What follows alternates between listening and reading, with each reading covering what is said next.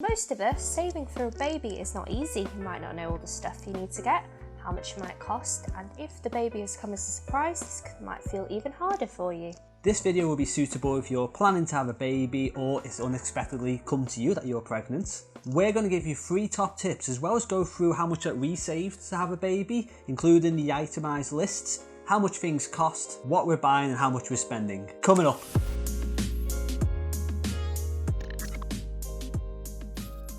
So our first tip is to itemise all the stuff you're going to need, from the basics such as a cot and pram to their first set of clothes. This is quite important so you don't end up having any last minute panics and buying something which means you may not have researched it and it would then end up being at a higher price. This is vital to controlling how much you're spending, and it's vital for those of us who are on a budget. Like ourselves, we wanted to make sure that we had enough time to save, and this is particularly important so you don't go into any unnecessarily borrowing of money. At the end of this video, we'll talk you through a list of the items we've set out to buy alongside our budget. We've also got a video on tips on how and where you can save your money. Now, once you've got your list together, you might find the overall amount of money you need to spend scary or even unachievable.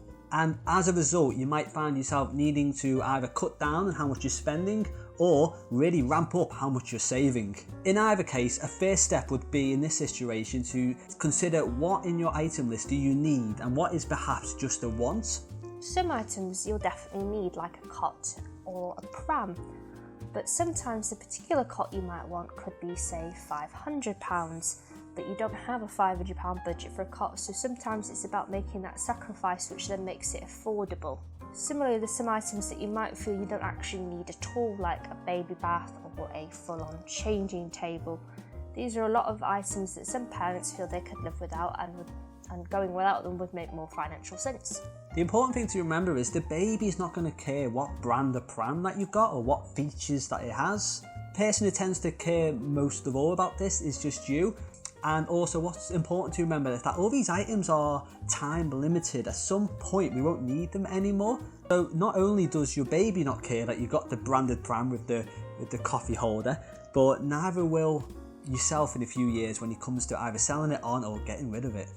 Lastly, once you've got your list, you need to carefully go through, ensure that your spending is within your needs by doing plenty of research. You want to make sure that the cot you've bought is going to fit into the space you have, because if you buy a cot that's too big, and sometimes furniture can have tricky return things, it's going to be money wasted when you didn't need to. Also, things like pram, you've got to make sure that's going to fold and fit into your boot, because with us we've got a high-end AI10 and we've discovered finding a pram that fits into a boot that's 50 centimetres is a bit more challenging than you would expect. It's very difficult. That boot is not as big as we thought it was. No.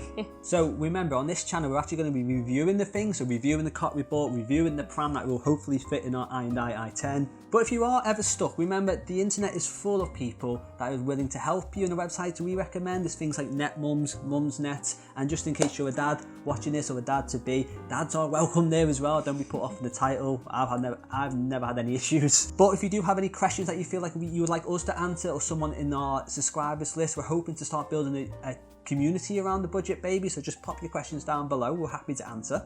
Right, so on to how much we've saved. Now we'll put more full details down in the description below, but basically we started saving a fair few months before we wanted to start trying for the baby, so we aimed for at least £100 a month at the end of every month to move over, and we worked out we needed at least £1,500 at a minimum, but really £2,000 to get some of the things that were more wants for us. The things we want to get include a slightly more expensive cot. Josh is really set on having a proper changing table. Yeah. And also we want to get the room that will be the nursery plastered, because when we bought this house, we've had to basically rip nearly everything out. So we've painted it, but we'd like to have it nice plaster because we'd like it to be a nice room for the baby and for when they grow up.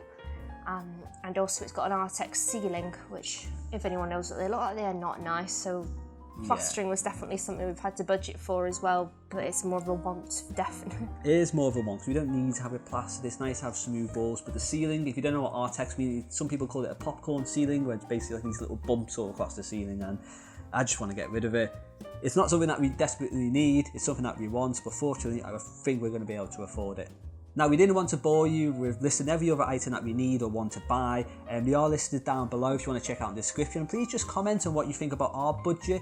It's crazy, isn't it, when we sort of researched into how people spend their budgets. It's vast. It can be a big difference. It can be. I mean, we originally set out a budget at 1,500 at the minimum, and then we found someone who was spending £1,000 On prams. on a pram. Which, if you can afford to do so and that's within your finances and it's really good quality, it's going to fit your needs, then that's okay. But I had no idea they could cost as much as a car. I didn't, and that's there's no judgment being passed on to it. It took us a surprise you can buy a pram for £1,000, but we're all in different circumstances, and whatever your budget is, comment down below. If you are on the more expensive side of things, let us know. We'd be interested to hear from your side of things as well. But we hope you found this video useful, and it's going to help you work out how much you need to save for your baby, and hopefully you won't make any mistakes such as buying the wrong size cart or a pram that won't fit in your Hyundai or whatever car you've got. If you do need any help or advice, you know where we are, just comment below. But that's it from us. Remember to see our other videos, subscribe if you'd like to see more, and we'll see you next time. Bye. It's good. My Facebook thing went off. I forgot to alright. I didn't mute my laptop. You could be larger.